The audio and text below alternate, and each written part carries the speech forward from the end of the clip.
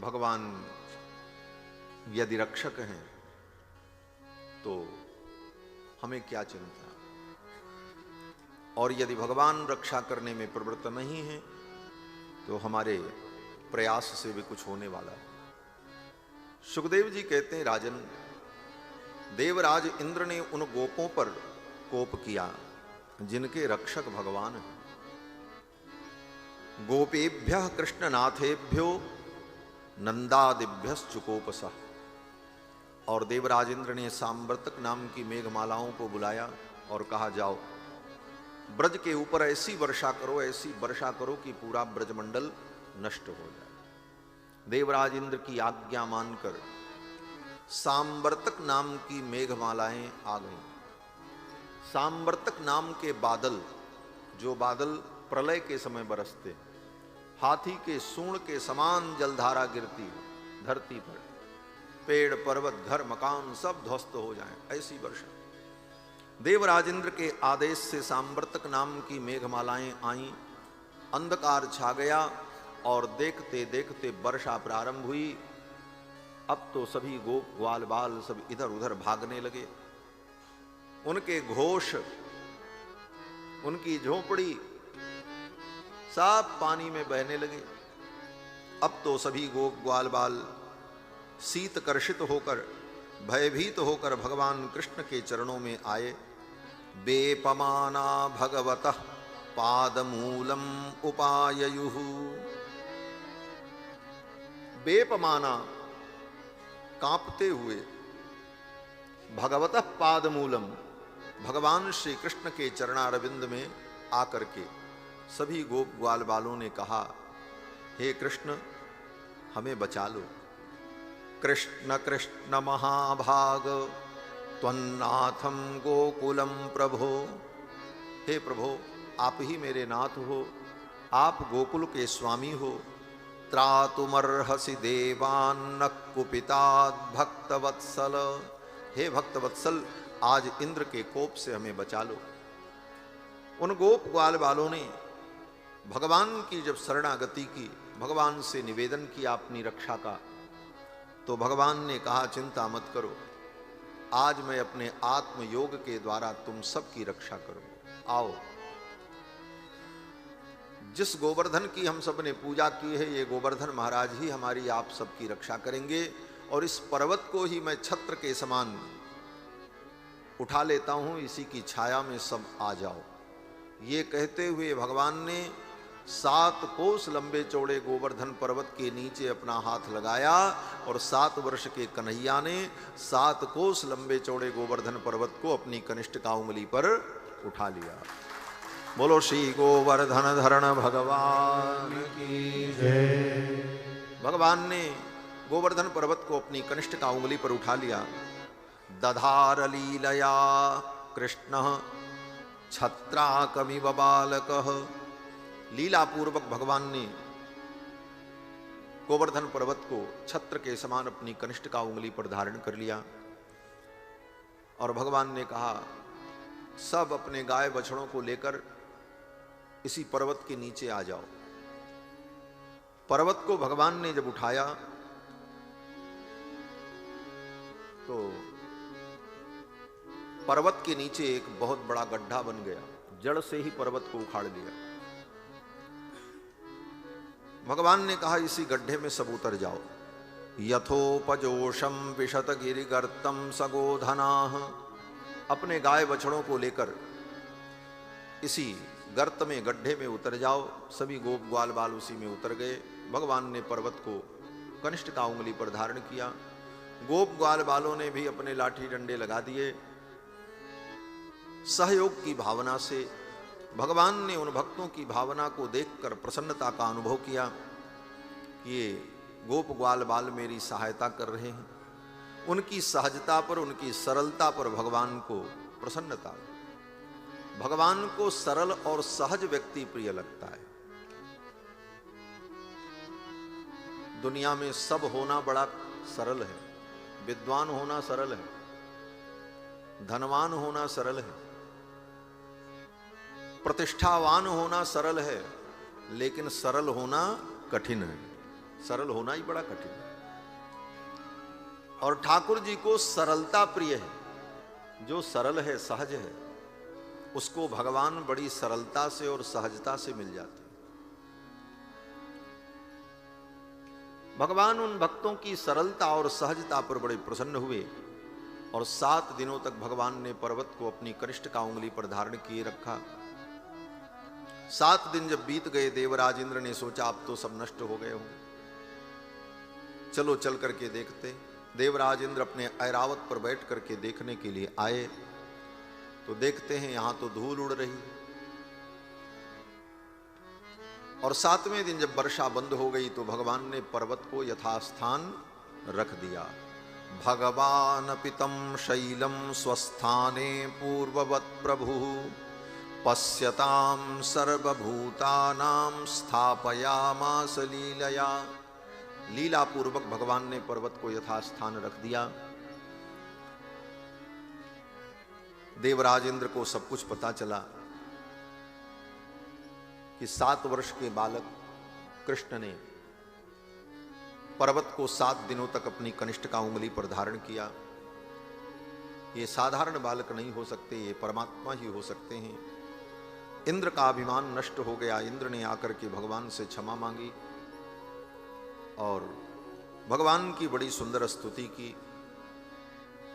इंद्र ने जब स्तुति की तो भगवान ने इंद्र को कहा, देखो, जब कोई व्यक्ति अपने ऐश्वर्य के मद में, अपने अभिमान में मुझ दंडपाणी परमात्मा को भूल जाता है, दंडपाणिम न पश्यति, सारे संसार का दंड विधान करने वाला मुझ परमात्मा को व्यक्ति अपने ऐश्वर्य के मद में अगर भूल जाता है तो उसे याद दिलाने के लिए मैं उसके ऐश्वर्य को नष्ट कर देता हूं, उसके अभिमान को नष्ट कर देता हूं। और मैंने तुम्हारे ऊपर अनुग्रह किया है तुम्हारे अभिमान को नष्ट करने के लिए।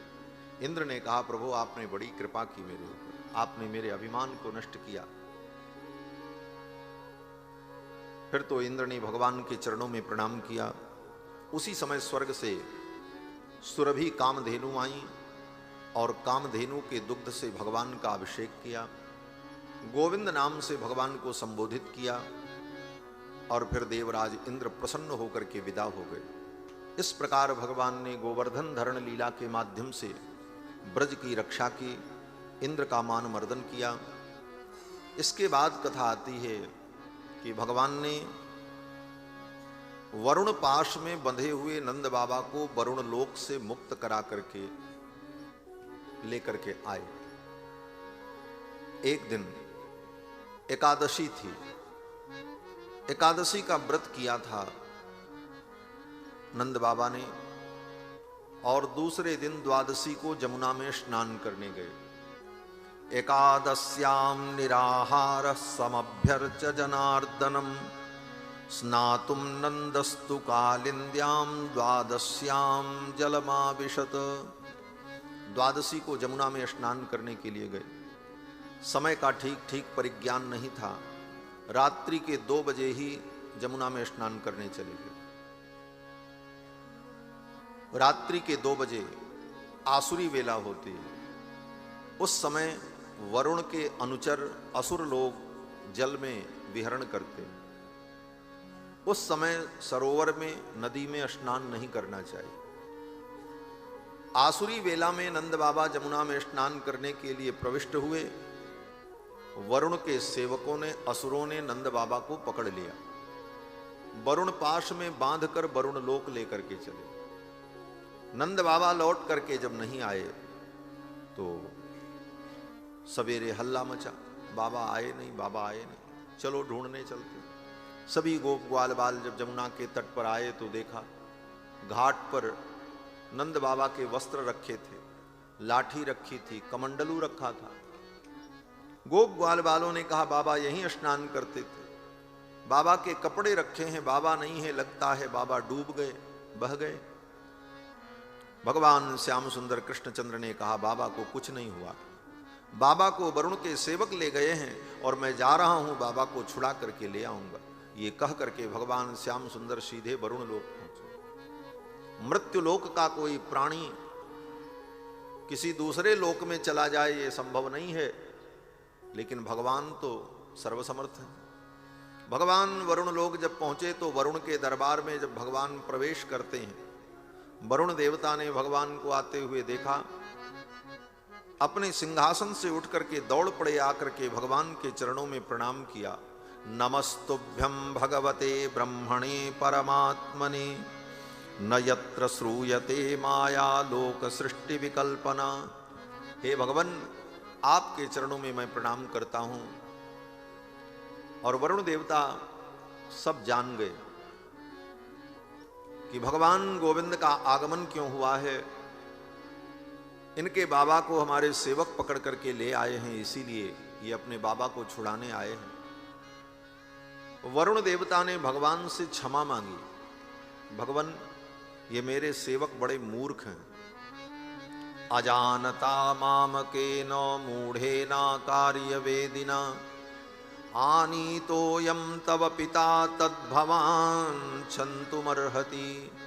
हे भगवान, ये मेरे सेवक बड़े मूढ़ हैं, आपकी महिमा को नहीं जान पाए और आपके बाबा को पकड़ करके ले आए। आनी तो यम तव पिता तद्भवान क्षन्तुमर्हति। हे भगवान, आप क्षमा कर दें, हम क्षमा मांगते हैं। वरुण देवता ने क्षमा मांगी और नंद बाबा को वरुण पास से मुक्त कर दिया। नंद बाबा को लेकर के भगवान आए। जब आए तो सखाओं ने सब पूछा, सारी बात जब पता चली कि वरुण लोक से बाबा को छुड़ा करके ले आए। कृष्ण की इस महिमा को देखकर ब्रज के गोप ग्वाल बालों ने कहा, कन्हैया तू साक्षात नारायण है। नंद बाबा ने भी कहा कि गुरुजी ने जब छोरे का नामकरण किया था तो कहा था, तस्मान्नंदात्मजोयम ते नारायण समो गुणैः। हे नंद, ये तुम्हारा बालक तो भगवान नारायण के समान है। अब ब्रजवासियों को ये दृढ़ विश्वास हो गया, ये साक्षात नारायण है। हम बड़े सौभाग्यशाली हैं कि ये हमारे कुल में उत्पन्न हुए हैं और हमारे सखा हैं, हमारे सुहृद हैं और इनका सान्निध्य हमको मिल रहा है। ब्रजवासियों को इस बात का बड़ा गर्व। गोप ग्वाल बालों ने कहा, कन्हैया हमने सुना है भगवान नारायण का जो धाम है उसका नाम वैकुंठ है और तुम नारायण हो, तो अपने वैकुंठ का मुझे दर्शन तो कराओ। भगवान ने कहा, अच्छा। गोप ग्वाल बालों ने कहा, मुझे अपने वैकुंठ का दर्शन कराओ। भगवान ने कहा, बंद करो अपनी आंखें। गोप ग्वाल बालों ने अपनी आंखें बंद की और भगवान ने अपने संकल्प से एक ही क्षण में उन सभी गोप ग्वाल बालों को वैकुंठ में पहुंचाया। एवं समचिंत्य भगवान महाकारुणिको हरि।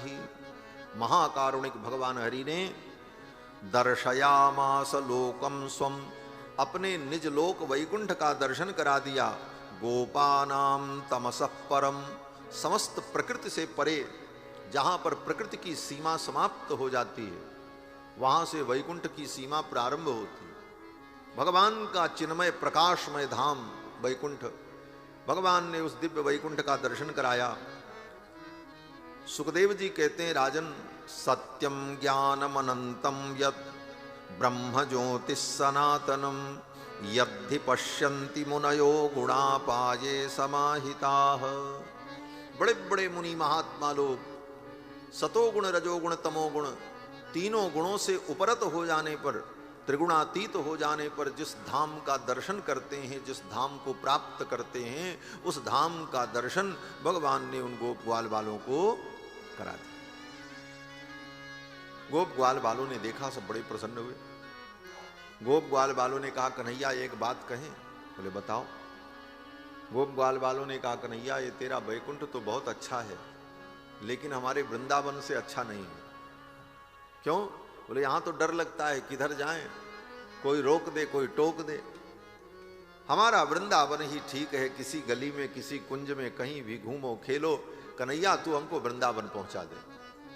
भगवान ने कहा ठीक, अगले ही क्षण भगवान ने उन गोप ग्वाल बालों को वृंदावन में उपस्थित कर दिया। ये भगवान की विलक्षण लीला। भगवान कुछ भी कर सकते हैं, कर्तुम अकर्तुम अन्यथा कर्तुम समर्थ। उनके लिए कुछ असंभव नहीं। ये असंभव शब्द भगवान के लिए नहीं होता है। ये असंभव शब्द दुनिया में सबके लिए हो सकता है, ब्रह्मादिक देवताओं के लिए भी हो सकता है, लेकिन भगवान के लिए असंभव शब्द है ही नहीं। उनके लिए कुछ असंभव नहीं। भगवान ने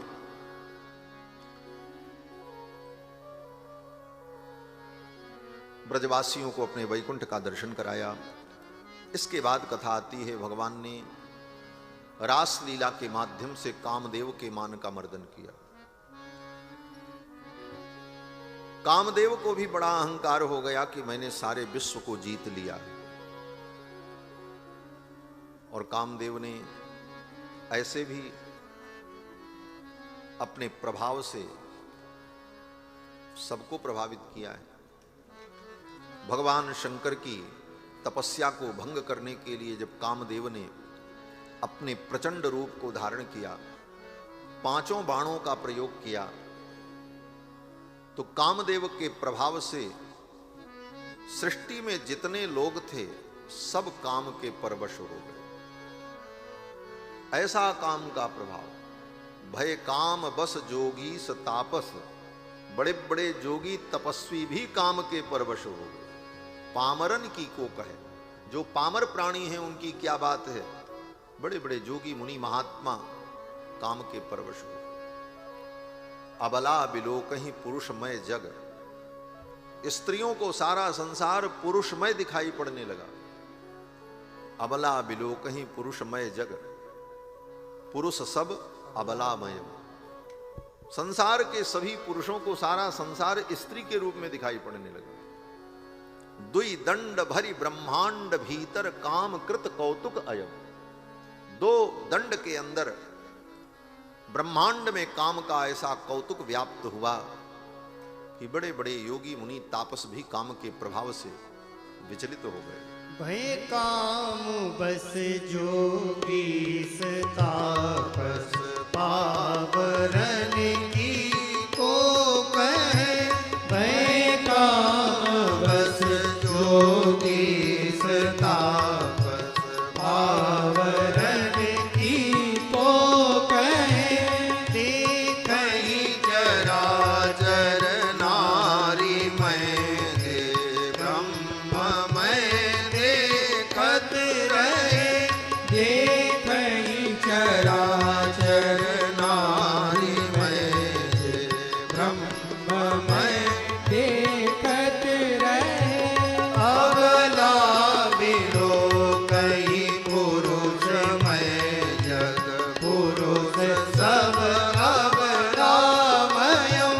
अबला बिलोकहि पुरुष मैं जग।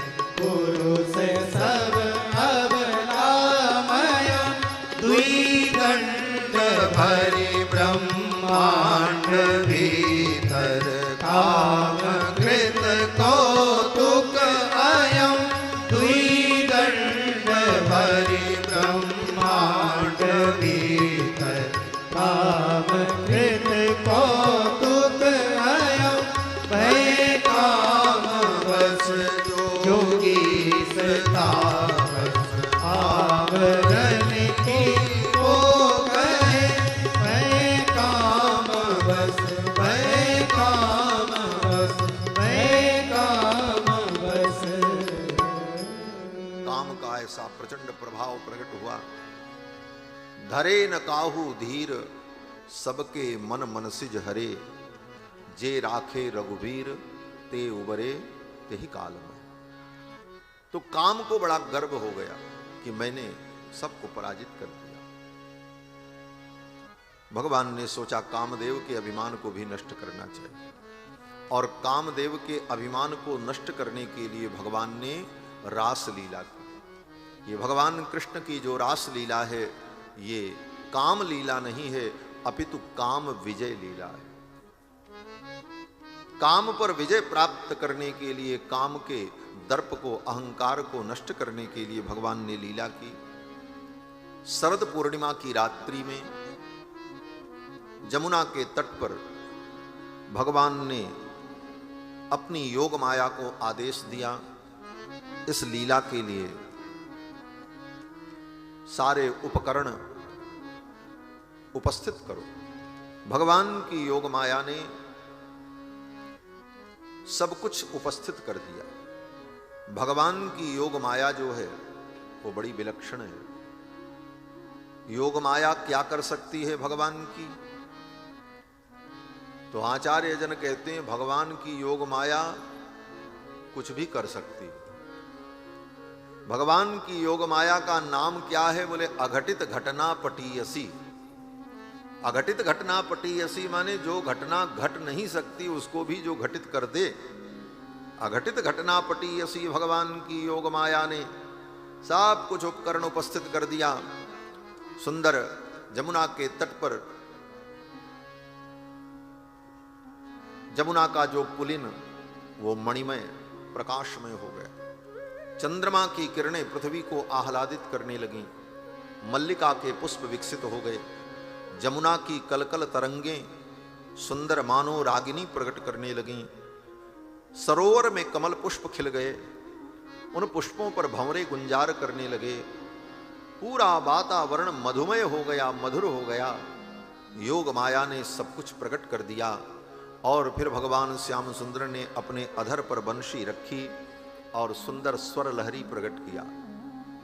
निशम्य गीतम तदनंगवर्धनम ब्रजस्त्रिय कृष्ण गृहीत मानसाः आजग्मुरन्योन्यमलक्षितोद्यमाः सयत्र कांतो जवलोलकुंडलाः। भगवान ने अपने अधर पर बंशी रखी और ऐसा स्वर प्रकट किया। भगवान गोविंद की वंशी की ध्वनि को सुनकर जितनी गोपांगनाएं थीं अपने अपने घर के कार्य को छोड़ करके दौड़ पड़े। ये भगवान की बंशी कौन है? बोले ये भगवान की बंसी कोई बांस की बंसी नहीं है। बोले तब? बोले भगवान शंकर ही कृष्णावतार में बंसी बन करके भगवान के अधरों पर विराजे। वंशस्तु भगवान रुद्रः, भगवान रुद्र ही वंशी बने।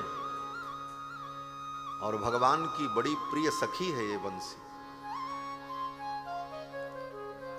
बंसी प्रिय सखी प्रोक्ता। और ये सखी कौन है जो भगवान को अत्यंत प्रिय है? बोले और सखी का साथ तो ठाकुर जी कुछ देर के लिए छोड़ भी देते, लेकिन बंशी को कहीं नहीं छोड़ते। बंसी को तो अपनी फेंट में ही कसे रहते, अत्यंत प्रिय है। और ये कौन है?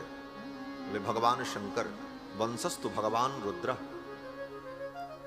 भगवान शंकर ने इसके लिए तप किया हजारों वर्ष कि मैं भगवान की लीला में वंशी बनकर भगवान के अधर पर विराजमान हूं। भगवान प्रसन्न हुए। भगवान ने कहा वरदान मांगो। भगवान शंकर ने कहा आपकी लीला में मैं वंशी बनकर आपके अधरों पर विराजू। भगवान ने कहा इसके लिए बड़ा दुख उठाना पड़े। बोले क्या करना हो? भगवान ने कहा तुम्हें अपने वंश से, अपने कुल से विच्छिन्न होना पड़ेगा, कटना पड़ेगा। भगवान ने कहा, शंकर जी ने कहा कट जाएंगे। बोले सूखना पड़ेगा। बोले सूख जाएंगे। बोले लोहे की सलाख को गर्म करके छिद्र किया जाएगा, तुम्हें तपना पड़ेगा। भगवान ने कहा मैं, शंकर जी ने कहा हम तपने को भी तैयार। भगवान ने कहा तब निश्चित आपकी ये कामना पूरी। बांस की वंशी भगवान के अधरों पर जो विराजी, वो बांस कोई और नहीं, भगवान शंकर ही। बंसी कब बनती है? बोले जब वो बांस से काट करके अलग की जाए। जहां बांस पैदा होता है अगर वो वहीं रहे तो बंसी कैसे बने? वहां से काट करके उसे अलग किया जाता है, उसके वंश से, उसके कुल से उसको अलग कर दिया। पहले कुल छोड़ना पड़ता है, खानदान छोड़ना पड़ता है, फिर बोले सूखना पड़ता है। जीवन में सूख जाओ, तप जाओ। उसके बाद विपत्तियों की शलाका से तुम्हें छेदा जाएगा, छिदने को तैयार हो जाओ। और ये सब सहन करके जो गोविंद की चाह रखता है अपने हृदय में, वही गोविंद को प्राप्त करता है। भगवान शंकर ने कहा हम वंशी बनेंगे। भगवान ने कहा ठीक। भगवान ये नंद बाबा के कुल पुरोहित हैं, ब्रज के गोपों के आप कृपा करो। मैं बहुत व्यथित हूं। बोले क्या हुआ? बोले मेरा कन्हैया रूठा हुआ है, वंशी मैं कहां से लाऊं, मैं क्या करूं? सांडिल्य महर्षि मुस्कुराने लगे। उन्होंने कहा अच्छा के देखता हूं। सांडिल्य महर्षि ने ध्यान लगाया और ध्यान में भगवान से वार्ता की और कहा गोविंद, तुम्हारे मन की बात जानने का सामर्थ्य तो ब्रह्मा में भी नहीं है, मेरे में क्या होगा? लेकिन कृष्ण अगर तुम चाहो तो तुम्हारे मन की बात कोई भी जान सकता है। तो अगर ऐसा समझो तो अपने मन की बात नंद बाबा से नहीं कह सकते तो हमसे बता। नमः रुद्र मंत्रों से समर्चना की सांडिल्य महर्षि ने, और फिर उस बांस को काटा गया और काट करके कारीगर ने जब बंसी बनाई और बना करके कन्हैया को दिया, कन्हैया ने ज्यों अपने अधर पर रखा वो बंसी अपने आप बजने लगी। ज्यों ही भगवान ने अपने अधर पर रखा बंसी बजने लगी। सप्त सुरन 3 ग्राम बंसी बाजी, 7 सुर प्रकट हुए। भगवान कृष्ण बड़े प्रसन्न हुए। वो बंशी स्वयं साक्षात भगवान शंकर, बंसस्तु भगवान रुद्र। भगवान ने जब बंशी बजाई रास लीला में, ये भगवान की बंशी जो है ना, ये बड़ी चमत्कारिक है। भगवान जब चाहें तो ये बंसी सबको सुनाई पड़े। भगवान अगर चाहें तो इसको सुनाई पड़े, उसको न सुनाई पड़े। सामने ही 2 आदमी खड़े हों, एक को सुनाई पड़े, एक को न सुनाई पड़े, ऐसी बंसी।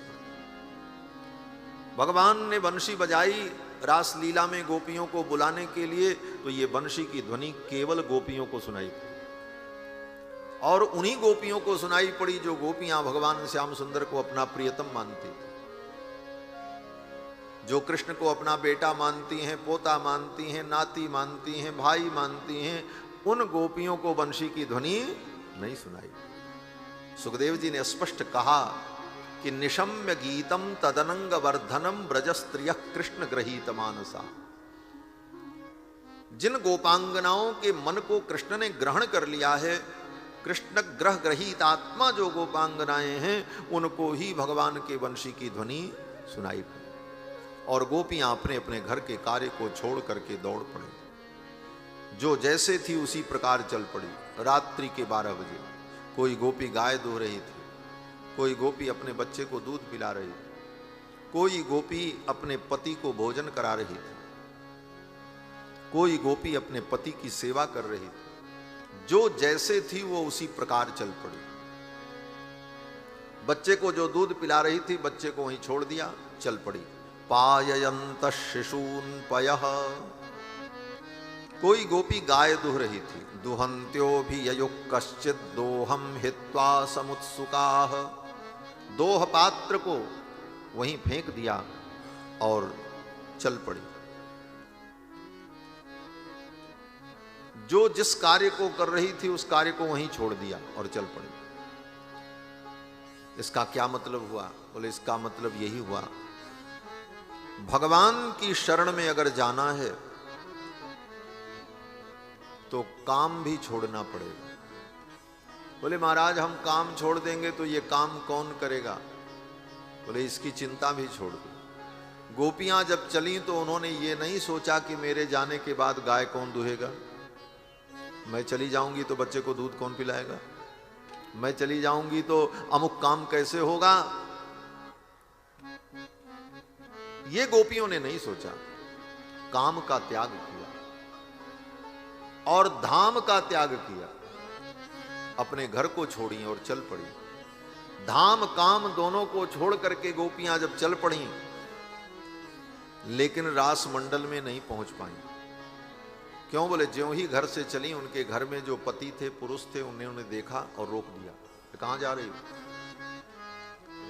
रात्रि के 12 बजे कोई स्त्री अपने घर से निकल करके चल पड़े बिना कुछ बताए, तो घर के पुरुष उसको रोकेंगे, कहाँ जा रही हो, क्यों जा रही हो, क्या कारण है, कुछ तो बताना पड़ेगा। गोपियों से उनके घर वालों ने पूछा कहाँ जा रही हो। गोपियां कुछ नहीं बोलती, कहती मुझे जाने दो, क्योंकि बंशी की ध्वनि तो केवल गोपियों को सुनाई पड़ी थी, गोपों को तो सुनाई नहीं पड़ी, उनको तो पता ही नहीं। आने दो मुझे, मत रोको, आने दो मुझे मत। लेकिन जब बार बार उनके पति रोकने लगे तो गोपियां व्याकुल हो गईं। जब गोपियां रास मंडल में नहीं जा पाईं तो भगवान के वियोग में उनको अत्यंत वेदना हुई, और उस वेदना में, उस ताप में, उस दुख में अशुभ कर्म थे, पाप कर्म थे, वो सब नष्ट हो गए। और फिर गोपियों ने भगवान का ध्यान किया, और ध्यान में भगवान का जब दर्शन हुआ तो गोपियों को इतना आनंद मिला कि उनके जन्म जन्मांतर के जितने पुण्य थे वो सब विलीन हो गए। क्या मतलब हुआ इसका? सुखदेव जी कहते हैं, राजन, दुस्सह प्रेष्ठ विरह तीव्र ताप द्युता अशुभा। प्रियतम के विरह में उनके जो पाप थे, जो अशुभ कर्म थे, वो नष्ट हो गए। और ध्यान प्राप्ताच्युता से स निर्वृत्या क्षीण मंगला। ध्यान में गोपियों के जो मंगल थे, सुकृत थे, वो क्षीण हो गए। परिणाम बोले गोपियों का पाप और पुण्य दोनों समाप्त हो गए। गोपियों का पाप पुण्य जब समाप्त हो गया तो गोपियां कर्म बंधन से मुक्त हो गई। ये पाप जितना बंधन का कारण है, पुण्य भी उतना ही बंधन का कारण है। जब वेदांत को श्रवण करेंगे, सिद्धांत को सुनेंगे, तब ये बातें पता चलेंगी। जैसे पाप प्रतिबंधक है, उसी प्रकार पुण्य भी प्रतिबंधक है। गीता में भगवान ने कहा, अर्जुन, बड़े बड़े यज्ञों को करके व्यक्ति पुण्य कमाता है, उस पुण्य से स्वर्ग में जाता है। यज्ञैरिष्ट्वा स्वर्गतिम प्रार्थयन्ते, और स्वर्ग में जाकर वहां पर वो सुख को भोगता है, और पुण्य के समाप्त हो जाने पर वो स्वर्ग से भगा दिया जाता है। यज्ञैरिष्ट्वा स्वर्गतिम प्रार्थयन्ते तेतम भुक्त्वा स्वर्गलोकम विशालम क्षीणे पुण्ये मर्त्यलोकम विशन्ति। पुण्य के क्षीण होने पर वो मृत्युलोक में फेंक दिया जाता है। देवता फेंक देते, बोले जाओ जाकर के फिर पुण्य कमाओ, फिर जब पुण्य तुम्हारे पास होगा तो स्वर्ग में आना। तो ये पाप पुण्य, पाप करो नरक में जाओ, दुख भोगो, फिर संसार में आओ, फिर पाप पुण्य करो, पुण्य करो स्वर्ग में जाओ, पुण्य का फल भोगो, पुण्य खत्म हो जाए, फिर संसार में पैदा हो करके कर्म करो। बस इसी प्रकार पुनरपि जननम पुनरपि मरणम पुनरपि जननी जठर, जीव का क्रम चलता रहता है। गोपांगनाएं पाप और पुण्य दोनों शुभ अशुभ कर्मों से मुक्त हो गईं, और उसका परिणाम गोपियों का देह बंधन समाप्त हो गया। और देह बंधन से मुक्त होकर के गोपियां भगवान के रास मंडल में पहुंच गई। उनका शरीर उनके घर में रखा रहा, और दिव्य रूप से गोपियां रास मंडल में पहुंच गई, आत्म रूप से रास मंडल में पहुंच गई। राजा परीक्षित ने प्रश्न किया कि कृष्णम विदुः परम कांत न तु ब्रह्मतया मुने। हे गुरुदेव, हे मुनिवर, इन गोपियों ने भगवान कृष्ण को अपना प्रियतम समझा, इनको भगवान नहीं समझा। फिर इन गोपियों को ऐसी दिव्यता कैसे प्राप्त हो गई कि देह बंधन से मुक्त होकर आत्म रूप से रास मंडल में पहुंच गई? तो सुखदेव जी कहते हैं, राजन, इसका उत्तर तो मैंने तुमको पहले ही बता दिया है, लेकिन लगता है तुम भूल गए, फिर बता देते। क्या उत्तर बताया? सुखदेव जी कहते हैं, राजन, भगवान से चाहे प्रेम करो, चाहे भगवान से तुम क्रोध करो, चाहे द्वेष करो, चाहे भगवान को भगवान समझ करके करो, चाहे बिना समझे करो, अगर किसी भी प्रकार से तुम भगवान का स्मरण करते हो तो तुम्हारे कर्म बंधन छूट जाएंगे। किसी भी प्रकार से भगवान का स्मरण होगा तो कर्म बंधन से जीव को निवृत्ति मिल जाएगी। गोपियों ने काम भाव से भगवान का स्मरण किया। सुखदेव जी कहते हैं, कामम क्रोधम भयम स्नेहम ऐक्यम सौहृदमेव च नित्यम हरे विदधतो यान्ति तन्मयताम हित। काम, क्रोध, लोभ, प्रेम, किसी भी प्रकार से अगर भगवान का स्मरण करे जीव तो वो कर्म बंधन से मुक्त हो जाता है। यस्य स्मरण मात्रेण जन्म संसार बंधनात् विमुच्यते नमस्तस्मै विष्णवे प्रभ विष्णवे।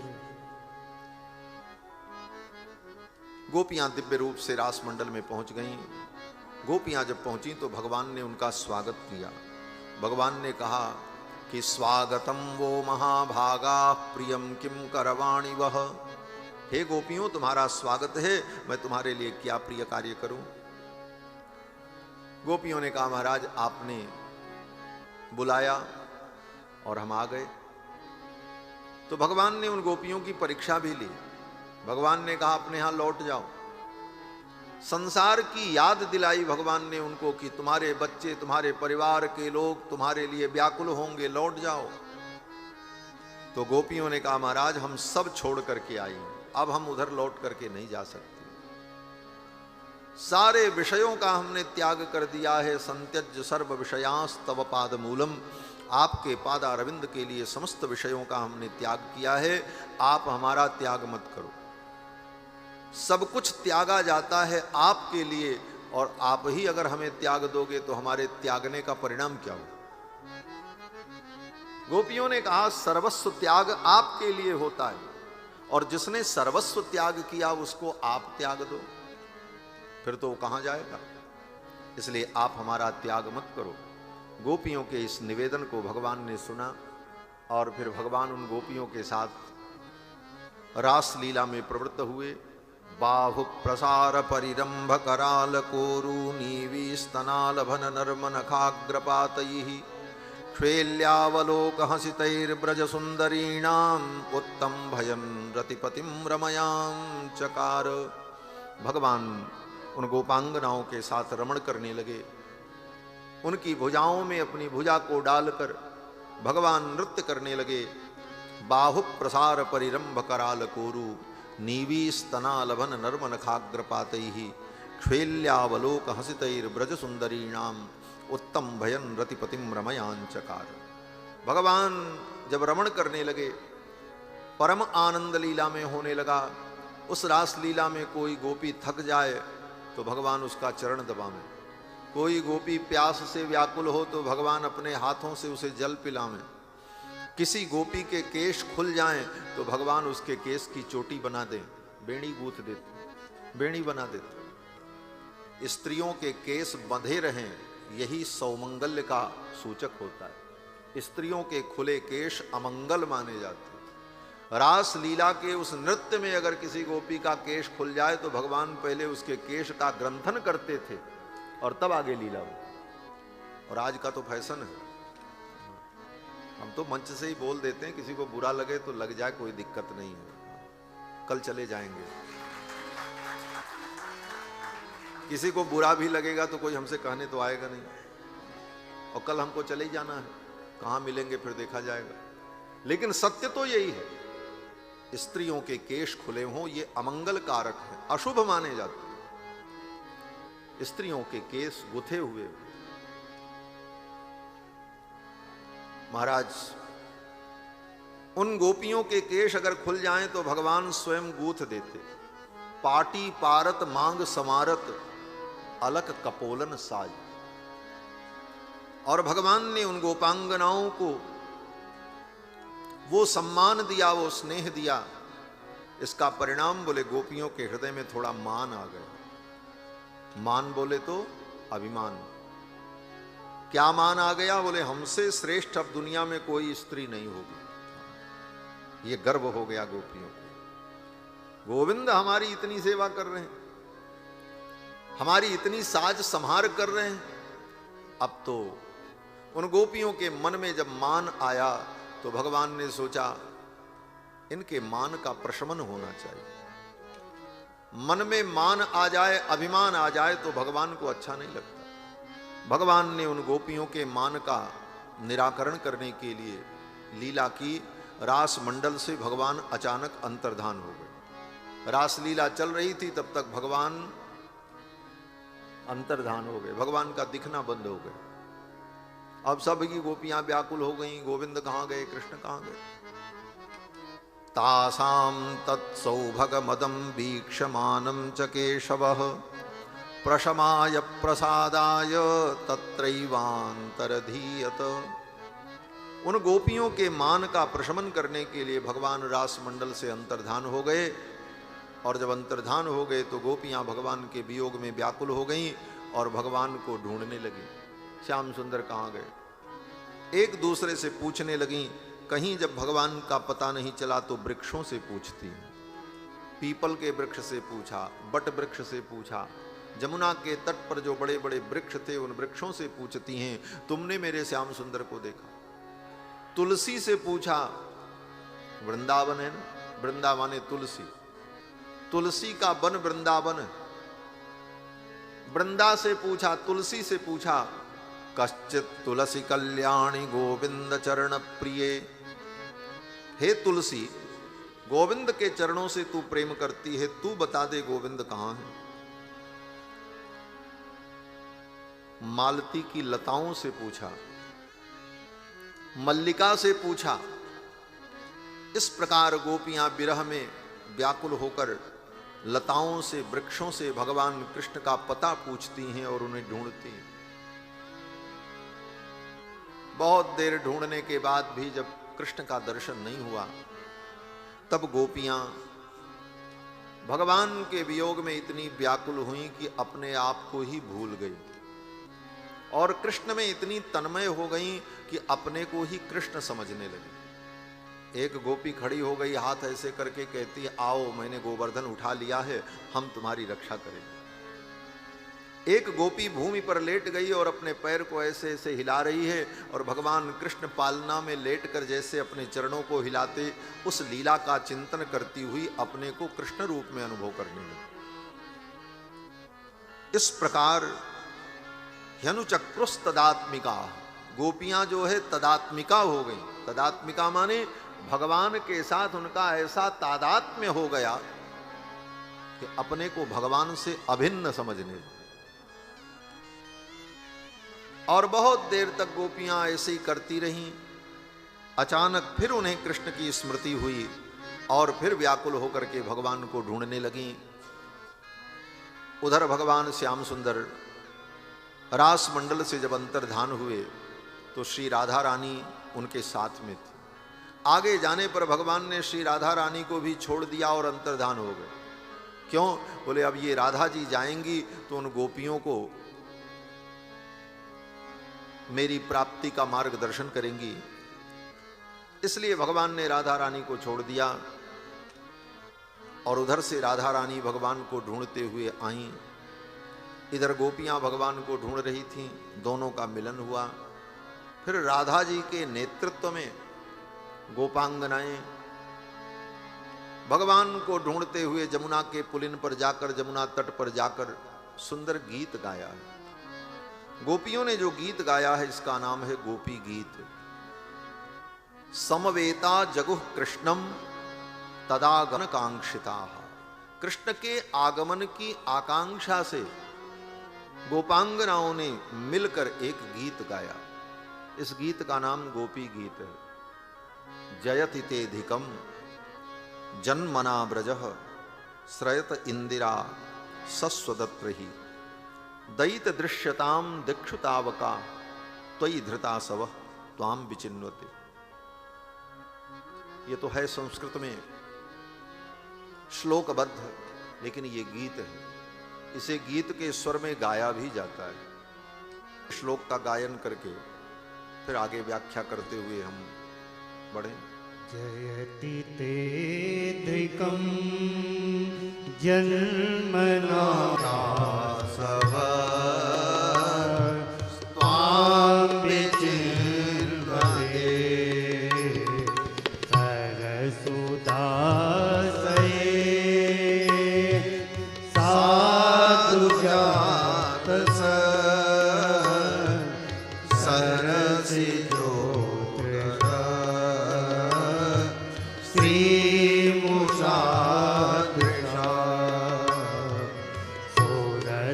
नाथ ते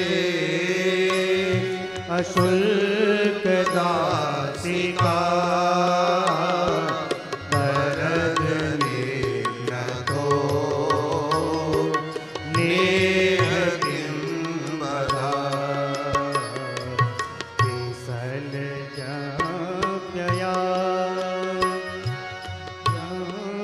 राक्षसा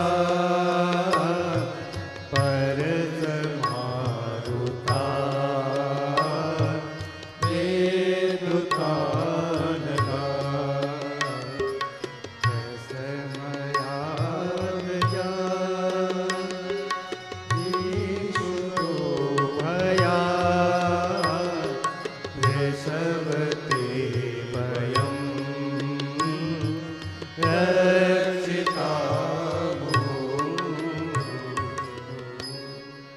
गोपियों ने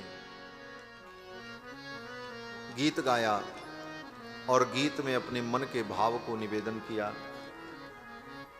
कि जयत तेधिकम जन्मना ब्रजः श्रयत इंदिरा सस्वदत्रे। हे कृष्ण, जब से आपने इस ब्रज में जन्म लिया उस समय से साक्षात इंदिरा लक्ष्मी आकर के वृंदावन में बस गई। यहां का वैभव पहले से कई गुना अधिक हो गया। ये आपके जन्म का परिणाम है।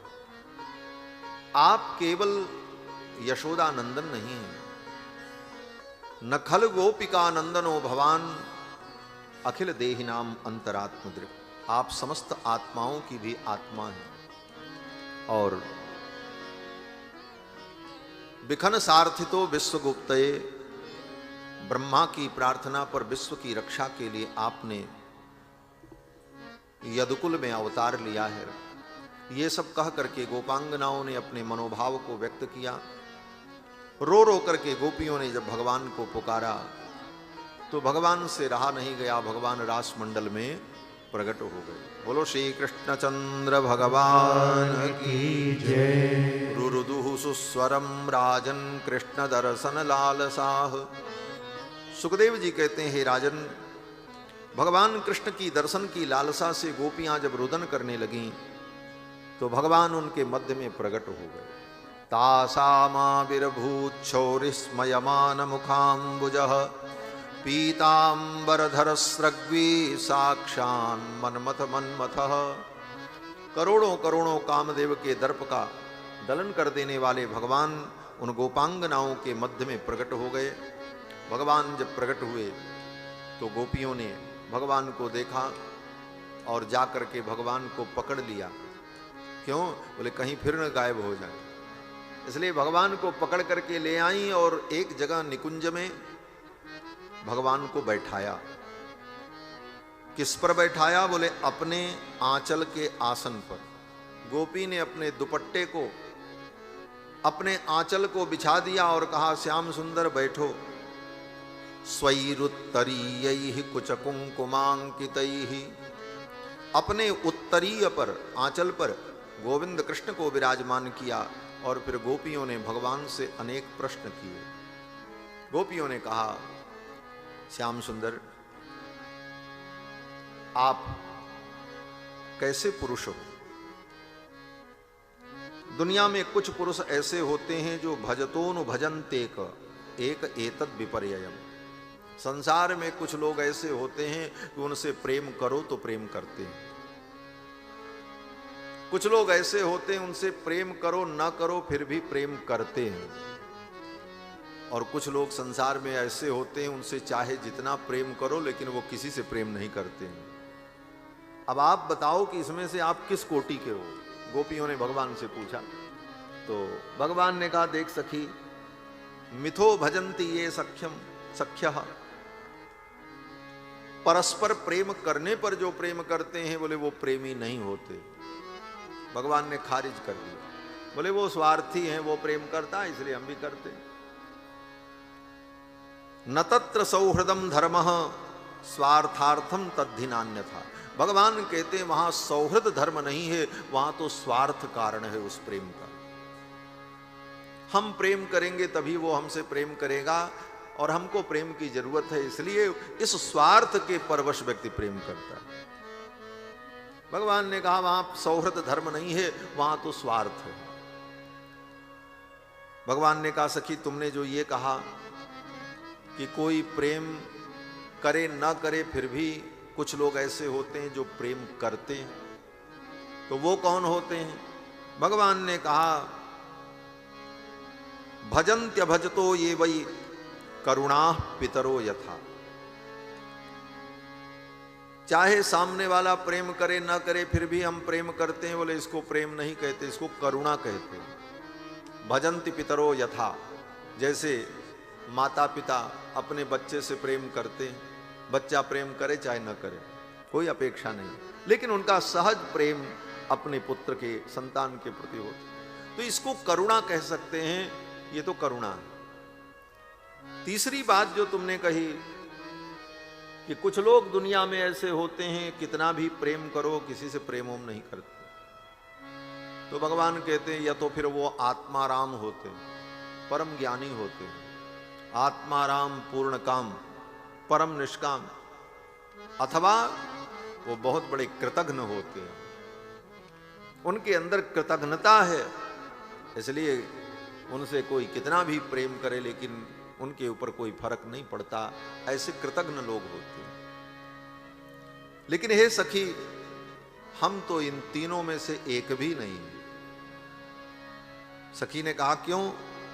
भगवान ने कहा सखी अगर कोई मुझसे प्रेम करे तो उसी प्रकार मैं उससे प्रेम करूं, तभी प्रेम करने का कोई मतलब है।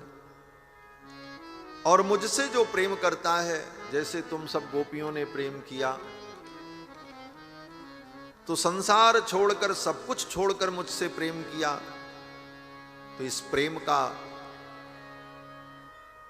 प्रसाद प्रत्युत्तर तो यही है कि मैं भी सब कुछ छोड़ करके तुमसे प्रेम करूं, लेकिन ये मेरे लिए संभव नहीं है। क्यों संभव नहीं? भगवान कहते हैं तुमने सबको छोड़ करके मुझसे प्रेम किया, तो मैं भी सबको छोड़ दूं और केवल तुमसे प्रेम करूं, तब तो बात बनेगी। लेकिन मेरे लिए यह संभव इसलिए नहीं है कि मुझसे तो अनंत अनंत जीव प्रेम करते हैं, एक के लिए सबको मैं छोड़ दूं, यह संभव नहीं है। एक के लिए मैं सबको छोड़ दूं, यह संभव नहीं है। तो गोपियों ने कहा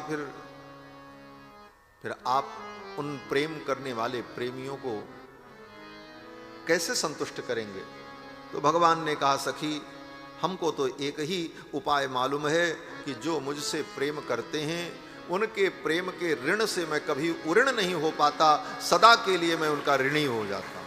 बस न पारये हम निरवध्य संयुजाम, उनके उस प्रेम और भक्ति के कारण मैं सदा सदा के लिए उनका ऋणी हो जाता हूं, उनके ऋण से मैं कभी उऋण नहीं हो सकता। प्रत्युपकार करहु का तोरा, सन्मुख होए न सकत मन मोरा। भगवान के इन वचनों को सुन करके गोपांगनाएं बड़ी प्रसन्न हुई और फिर भगवान उन गोपियों के साथ लीला करने लगे। फिर तो महारास लीला प्रारंभ हुई। महारास लीला में जितनी गोपी उतनी कृष्ण, एक गोपी एक कृष्ण, एक गोपी एक कृष्ण। रेमे रमेशो ब्रज सुंदरी भिर्यथार्भका स्वप्रतिबिंब विभ्रम। भगवान उन गोपांगनाओं के साथ रमण करने लगे। जितनी गोपियां थीं उतने ही रूप भगवान ने धारण कर लिया। कृत्वा तावंतमात्मानं यावतिर गोपयोषिता। जितनी गोपियां थीं उतने ही रूप भगवान ने धारण कर लिए और भगवान की महारास लीला हुई। उस महारास लीला में स्वर्ग की देवांगनाएं, स्वर्ग की बधूटियां, बड़े बड़े ऋषि मुनि महात्मा गोपी वेश धारण करके आए। भगवान शंकर भी गोपी वेश धारण करके आए। भगवान शंकर तो बंशी बन करके पहले से विद्यमान हैं, गोपी बन करके भी रास मंडल में आए और बड़े बड़े तपोमूर्ति तपस्वी गोपी वेश धारण करके भगवान की लीला में, रास लीला में सम्मिलित होते हैं। ये भगवान की रास लीला क्या है? बोले उन विशुद्ध आत्माओं के साथ परमात्मा का जो रमण है उसी का नाम रास लीला है। ये कोई काम लीला भोग लीला नहीं है, अपितु विशुद्ध आत्म परमात्म मिलन है। आत्मा का आत्माओं का परमात्मा से जो मिलन है, उस मिलन की इस लीला का नाम रास लीला है। राजा परीक्षित ने कुछ शंका भी की कि भगवान ने ऐसी लीला क्यों की, इस लीला का प्रयोजन क्या है। भगवान तो धर्म की स्थापना के लिए अवतरित हुए, फिर ये सब लीला भगवान ने क्यों की।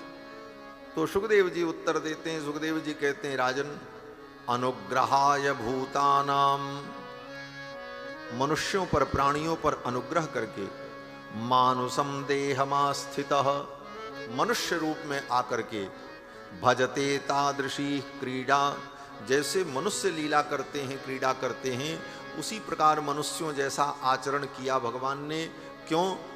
बोले इसे सुनकर, इसे गाकर संसार के प्राणी अपने मन को, चित्त को मुझ परमात्मा में लगा दें। भगवान ऐसी लीला इसीलिए करते हैं कि इन लीलाओं को गा करके, सुन करके प्राणियों का मन, चित्त मेरे में तन्मय हो जाए। यह चरित जे गावई हरिपद पावई, तेन परहि भवकूपा। 5 अध्याय में श्री सुखदेव जी महाराज ने राजा परीक्षित को भगवान की रास लीला का वर्णन करके सुनाया।